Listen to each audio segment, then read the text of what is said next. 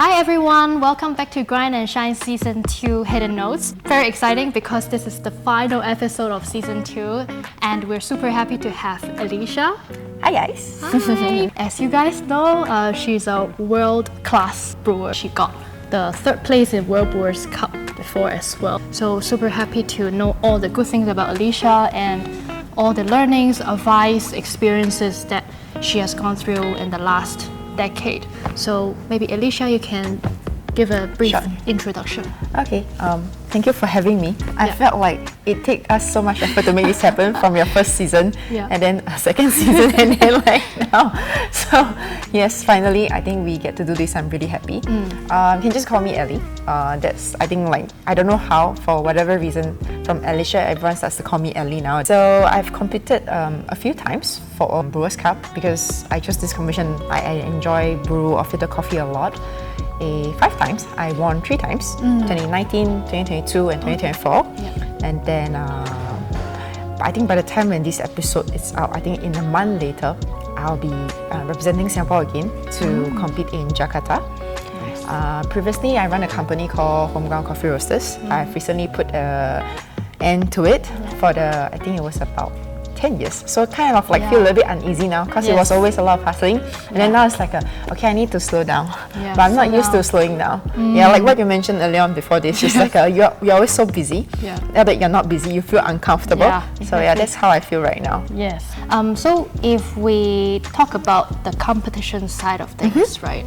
You have won the Singapore Brewers Cup 3 times. And then also competed in the world for 3 times. Can you let us know during this journey, the behind the scenes, and what was the biggest learning so far? I guess like every different competition, my learning curve is different, or the thing that my takeaway is very different. I think at the initial stage was really a lot of challenge posting on my coffee skills itself, how to make or how to brew good coffee. Good coffee that impressed people within that 10 minutes.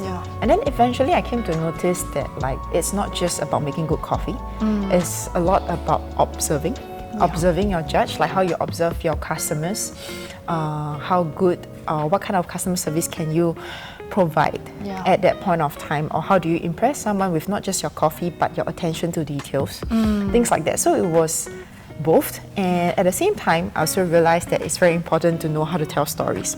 You need to have very good storytelling skills, very positive body language, as well as I guess at some point it becomes a mental challenge. It's beyond just coffee skills, beyond like storytelling skills, because we have to do like we kind of like have to work like Monday to Sunday, and then like a 9 to 5 or 9 to 6, and the only time that you really get to practice is only your after working hours. So you have to deal with very tired mind and body the whole day, stressing at work and everything, and then to still tell yourself, okay, you can do this and you need to do this. So it was a lot of that, and the stress also comes whereby after I won for my first time, and I stressed that like, can I do it the second time? Was I being lucky on the first trial, or can I be lucky again, or is it just luck, or like what is it? And if I don't do well, does it mean that like I haven't been improving, or like I'm being too slow, I'm being left behind, I need to do more? What is it? So you also have a lot of like self-doubt. You start to question yourself. That kind of stress that honestly we shouldn't have, or I don't need to, but like you just can't help but to feel that way. Completely understand, because when you won the first time, you will set a high expectation that okay, I would want to win again, because of course that feels great, and you would think that only by winning the next time it validates your improvements and your advancement in coffee as well. But don't be too harsh on yourself. I'm sure you're doing great. But you just, sometimes you just can't help but to like, am I doing enough? Is this good? Should I be doing more? Because I think especially on my very last competition in Singapore in 2024, when I prepared my routine and I got everyone to sit down, like all my friends and like industry friends to sit down, and they go like, this is good. I was like, no, this is not good. Everyone was like, this is good. And I was like, no, this is not good. And then they start to say that, you know, you are just being annoying. Like when we tell you it's good, but you don't trust us, but I feel like I need someone to criticize me. Yeah, it's just weird. Yes. Yeah, like the fear of like not doing enough. It's always there. Like even for now, I always feel that I'm not doing enough for Jakarta. Yeah. Okay, so when you're training for the competitions, I know that you would go running, go gym, and then to just get yourself prepared for the competition. So can you run through with us your training routine, or how does that, you know, help influence your mindset and to be focused on your routines? Okay, so basically because for the World Brewers Cup, the presentation is like a 10-minute kind of thing. Yeah. So if you exceed by a second, there will be a deduction in point. So I want to train my body like as to, you know, get used to how 10 minutes feels like, because I know there's something called muscle memory. I used to dance when I was much younger. Not that I'm very old now, but You were in ballet or jazz? Or I was doing Chinese dance, modern dance, and Latin dance. Ooh, wow. Yeah, like from primary school to my poly times. So then I stopped. Yeah, so I know there's something called muscle memory, which is why I wanted to run. And why running? Because, you know, you get your heartbeat really fast. And that's how you kind of like feel when you're on the stage. No matter how many times you compete, you still get the, you know, like I'm nervous. The adrenaline comes into your brain. So I wanted to use that 10 minutes to like, you know, to run and then to kind of like recite the script in my head to get used to how it feels like. Yeah. And to picture like how my workflow would be like and everything.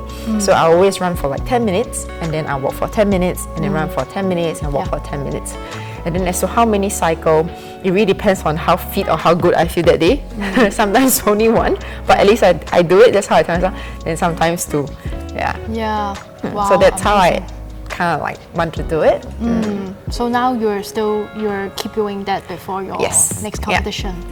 Yeah, I try to do it 2 to 3 times a week. I try, but sometimes when I'm really tired, then I don't push myself for it. At the beginning, you mentioned that you built a cafe called Homeground for 10 years. It has been running and rolling, and then a lot of visitors from all over the world to come visit your shop. And I also loved the space, loved the cafes as well.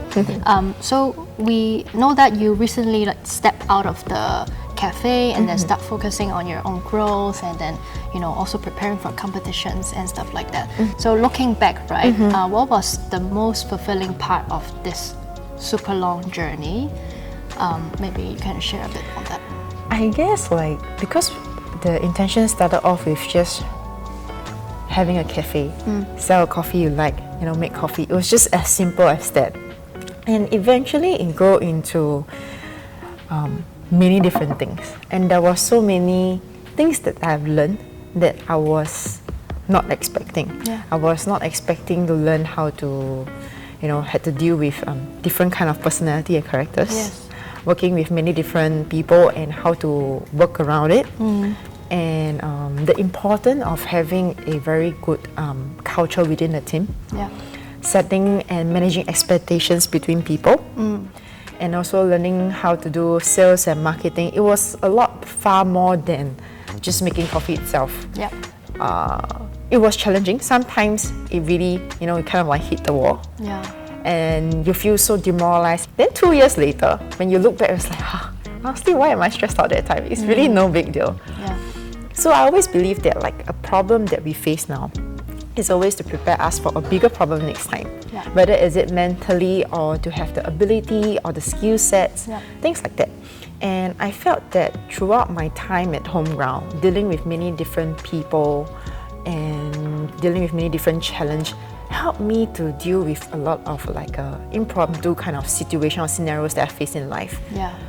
So I guess that's probably one of the very fulfilling part. And to be honest, after I left, I did receive a few texts from my ex-employee, very encouraging words, which I'm very touched. I've never expected to receive them, to be honest, and how they have shared that the kind of the growth and the learning, or the kind of things that they have received when they are Homeground.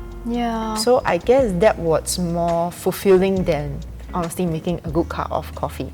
And there are a lot of friends and people that I've met along the way who have checked on me, who have asked are you okay? And I also know that there are many people who are very afraid to approach me and say that maybe we should leave her alone first. Give more space. Yeah, should I ask her? I'm concerned, but should I ask? Yeah, because sometimes after I announced that I've left Homeground, I visited a few cafes. Yeah. I can see that on their face, they really concern, they want to ask, but they don't dare to ask. Which is funny, but like as I'm coping okay. Yeah. I'm doing okay. Of course, I'm sad, no doubt. After all, it's 10 years. Yeah. Now, at some point, I also feel like kind of like lost. What should be my next step? But I also thought that like I should focus and make short goals, short-term goals. Yeah, short-term which goals. is why I'm focusing on the competition right now. Yeah. Yeah. Although it does bother me that like I'm not busy enough. Yes, yeah, Like what you say, like I'm like every day when I wake up, should I be doing something? Yeah, I'm not doing enough. Yes. Yeah, it feels weird.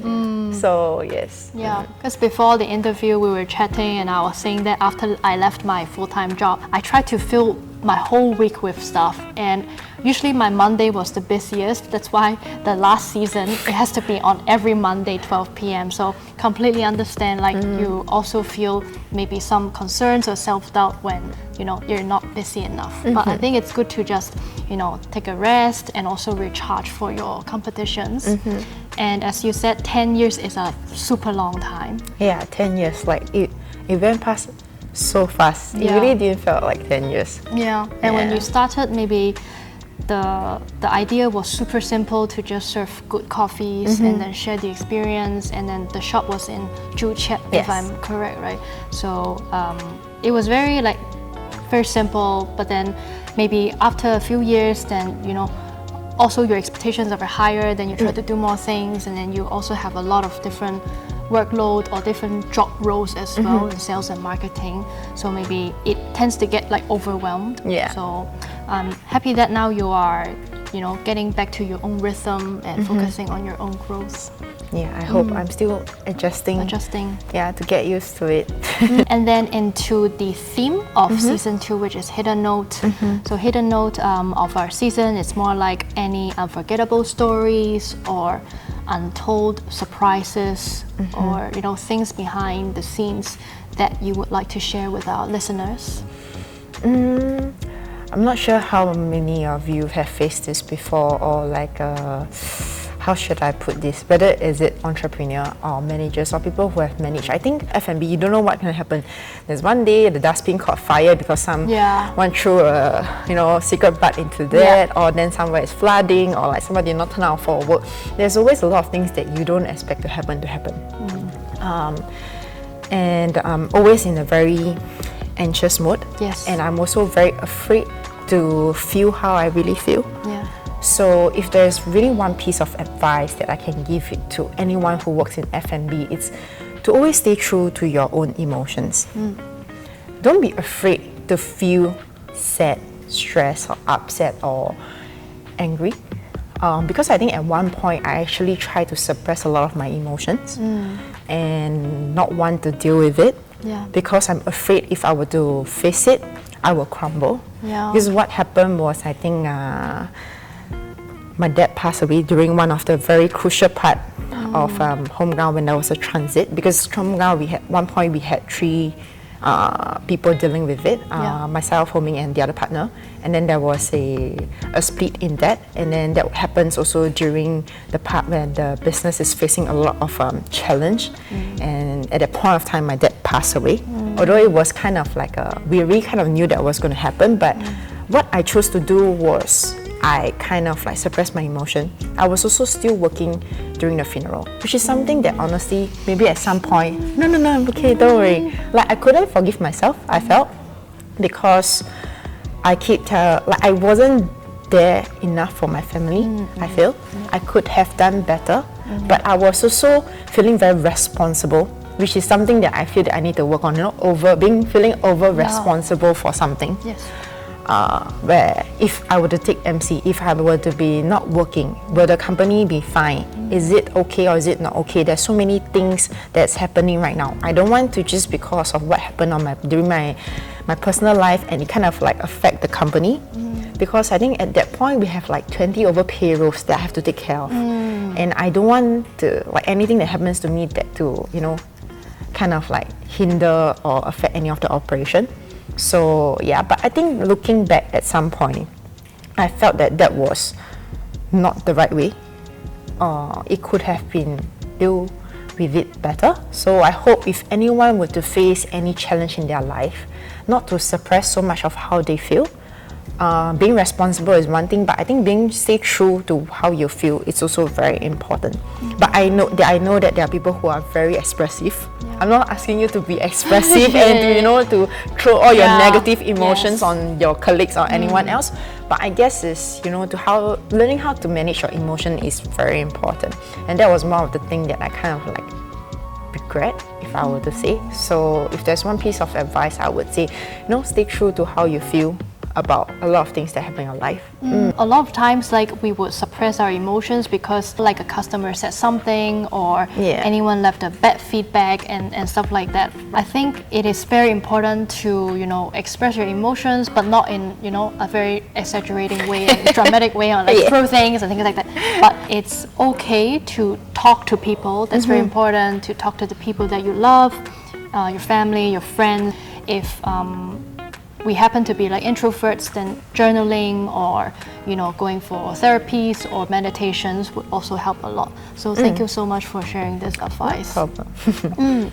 Okay, and then final question for the day, I believe it would be, as you have been in the industry for 10 years, for our young baristas or aspiring entrepreneurs in coffee, right, or F&B, any advice to give to them to figure out where should they head to?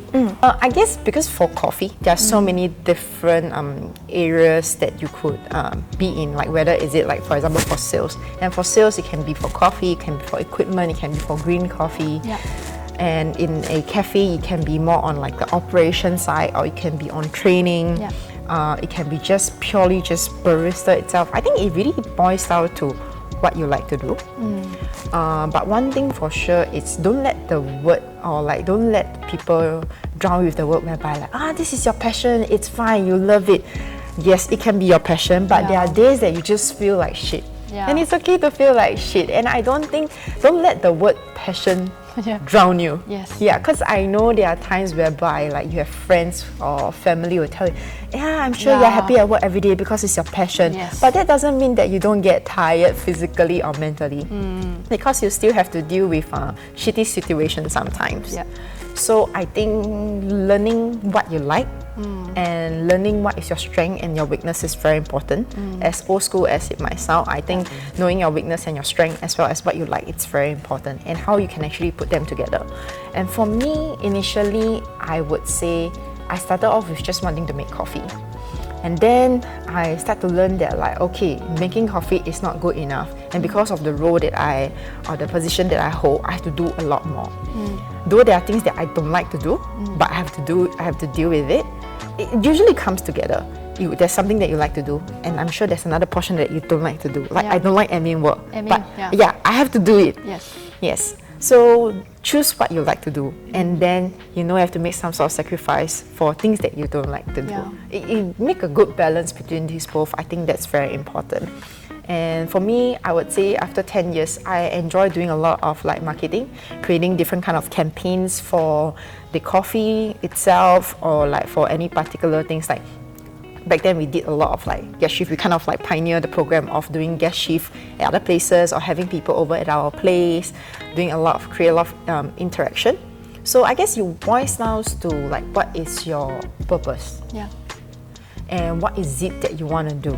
And that would help you or drive you to the direction that you want to go to. And even if at the end of the day you decide to step away and be away from the coffee industry, I think it's fine. I believe what the coffee industry has to offer a lot of times is like people skills. And this can be applicable to anywhere else. So I would say just give it your all. Thank you for sharing. And as you mentioned, there were short-term goals and there are also long-term goals. So if you really can't figure out, okay, what do you want to do next year or 2 years later or 5 years later, maybe just focus on the next 3 months. Like, what do you want to do? Do you want to focus on making a really good coffee, or learning how to roast and things like that? So finding your interest, your passion, as well as thinking of areas that you want to grow, then it's you can definitely get it right. Yeah, because I think one misconception that people have is that after you're a barista, you need to be a roaster. Honestly, that's not true. After 10 years being a barista, I'm still not a roaster. Because honestly, it doesn't interest me. I don't like the sitting down, staring at the screen, looking at the craft. I enjoy drinking the coffee or making it more than roasting it, and I think that is fine. So pick up what you like. You could even go into like making content for your cafe. Yeah, I think that's one of the a lot of people are picking that up, and I think that is great. Express your interest or like your what you like with your boss or with your manager. I think that's something that you could like work out. Yeah. Thank you so much for sharing. Last but not least, we're gonna go to the game, roast or toast. Roast, which is to criticize and say why you like dislike that, or you can toast to it, so like say cheers or like you are a fan of that. Okay, so are you ready? Yes. Okay, let's do it. Pineapple on pizza. Oh, toast. Yeah, I'm not an Italian, it's fine. It doesn't bother me. I grew up with Hawaiian pizza, so it's okay.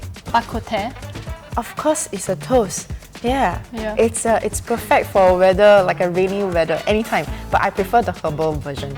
The black herbal. yeah. Okay, you like that more than the peppery one.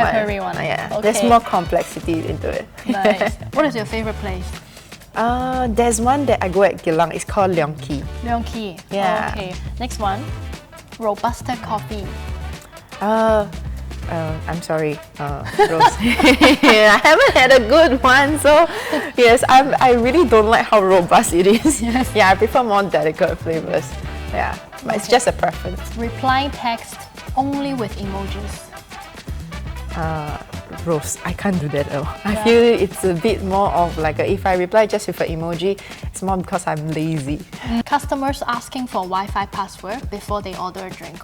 Oh yeah, those I'm perfectly alright with that. Yeah, because sometimes that's more of the how they decide if the decision-making factor. Do I want to stay in this cafe or not? So yeah, but if they get the Wi-Fi password and they decide not to order anything, then I will have to do something about it. Thank you, Ellie, no coming problem. to the interview. Thank you. So if you haven't followed us on Instagram, please do so. It's Grind and Shine Podcast. We're on YouTube and Spotify as well.